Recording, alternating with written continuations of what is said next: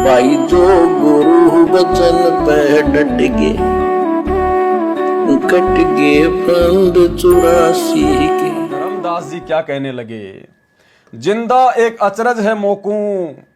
अब धर्मदास जी क्या कहने लगे भाइयों और बहनों, देखो धर्मदास जी भी पकड़ गए बात को।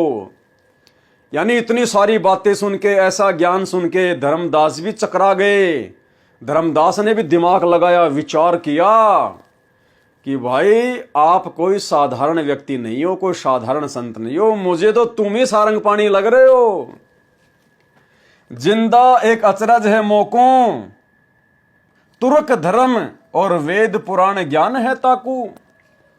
ये जिंदा महात्मा, मुझे तो बड़ा अचरज हो रहा है, एक मुसलमान धर्म से संबंधित होकर और आपको वेद पुराण गीता सबका ज्ञान है। तुम इंसान नहीं कोई। क्या कह रहे धर्मदास भाई और बहनों, धर्मदास भी बात को पकड़ गया। और आप और हमारे आगे तो परमात्मा ने सारा भेद खोल के रख दिया, फिर भी हम नहीं समझ पा रहे अपने गुरुदेव भगवान को। धर्मदास पकड़ गया बात को और क्या बोला, तुम इंसान नहीं होई, हो अजब फरिश्ता कोई। तुम तो कोई फरिश्ते हो, तुम आम इंसान नहीं हो, आम व्यक्ति नहीं हो, तुम तो कोई फरिश्ते हो। और ज्ञान मोहे बताओ, युगों युगों की कथा सुनाओ। हे महात्मा जी, आप मुझे अपने मुख कमल से और ज्ञान सुनाइए, बड़ा आनंद आ रहा है। युगों युगों की कथा सुनाइए, सत्य कथा सुनाइए। जिंदा कबीर वचन, कबीर परमात्मा क्या बोले, सुनो धर्मनी सृष्टि रचना, सत्य कहूं नहीं कल्पना। अब मैं तुम्हें सृष्टि रचना सुनाता हूं, और ये कोई कल्पना की बातें नहीं है, कोई सोची समझी बातें नहीं है, कोई ऊट पटांग बातें नहीं है। सत्य कहूं नहीं कल्पना, मैं जो कहूंगा सत्य कहूंगा, मनमुखी बात मत मानना।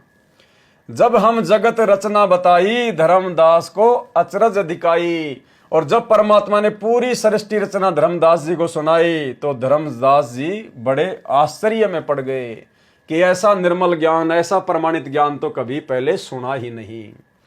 अब सारी सृष्टि रचना सुनकर धर्मदास जी क्या बोले, धर्मदास बचन, यह ज्ञान अजीब सुनायो, तुमको यह किन बतायो कि आपने मुझे जो सृष्टि रचना का ज्ञान बताया ना, ये तो बड़ा अजब गजब है। आपको किसने बताया, कहां से बोलत हो ऐसी बातें, जानो तुम आप विदाता।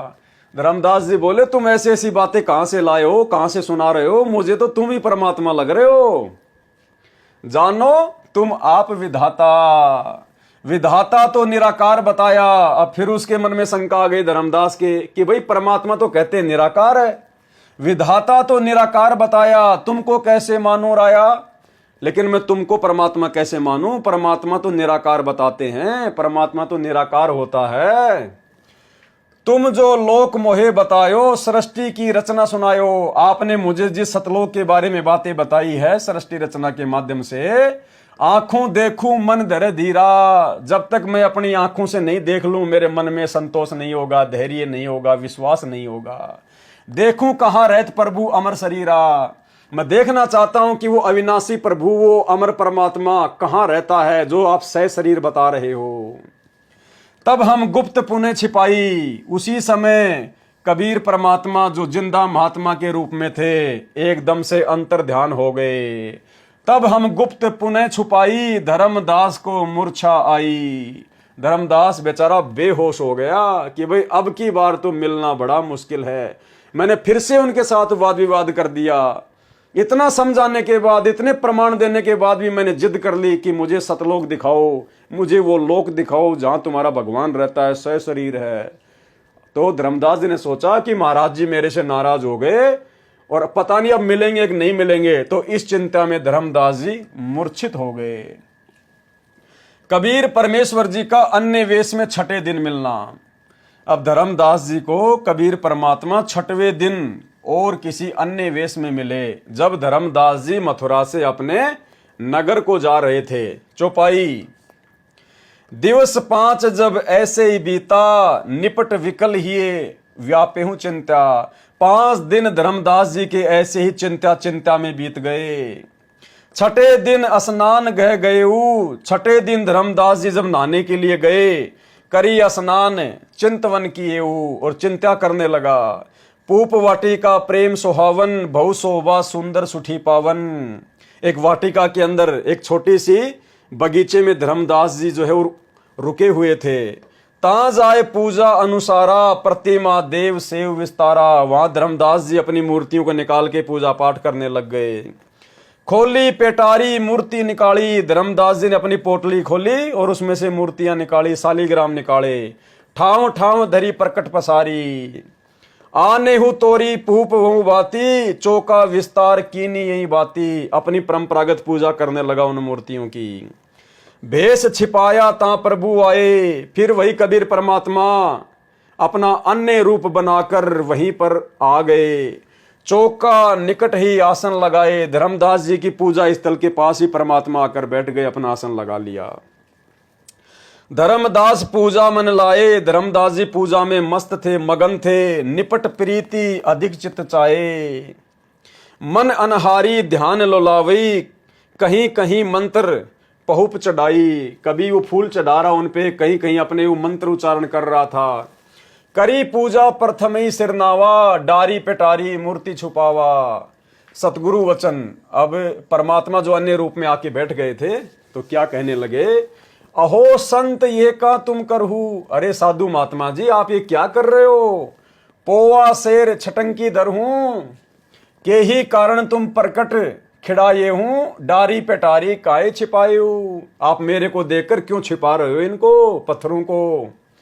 धर्मदास वचन। बुद्धि तुम्हारे जान नहीं पाई। धर्मदास जी बोले आपकी बुद्धि नहीं जान पा रही है इन सब बातों को, इस पूजा पाठ को। कस अज्ञानता बोले भाई, आप मेरे भगवानों को पत्थर बता रहे हो, आप अज्ञानता में बोल रहे हो। हम ठाकुर कर सेवा की न्या, हम तो अपने ठाकुर जी की सेवा कर रहे हैं। हम कहे गुरु सिखावन दीन्या, हमारे गुरु जी ने हमें यही सिखाया है। ता कह शेर छटंकी कहूं और आप इनको शेर छटांग कह रहे हो। पाहन रूप ना देव अनुसर हूं, ये देवता हैं ये पत्थर नहीं है। सतगुरु वचन। क्या बोले परमात्मा, अहो संत तुम नीक सिखावा, हमरे चित एक शंका आवा। एक दिन हम सुनेऊ पुराना, विप्र कहे ज्ञान सुनिधाना। एक दिन हम किसी पंडित जी से पुराणों का ज्ञान सुन रहे थे और पंडित जी क्या कह रहे थे, वेद वाणी तिन मोही सुनावा। उन्होंने मुझे वेदों की वाणी सुनाई। प्रभु का लीला सुनी मन भावा, परमात्मा की लीला सुन के मेरे मन को बड़ा अच्छा लगा।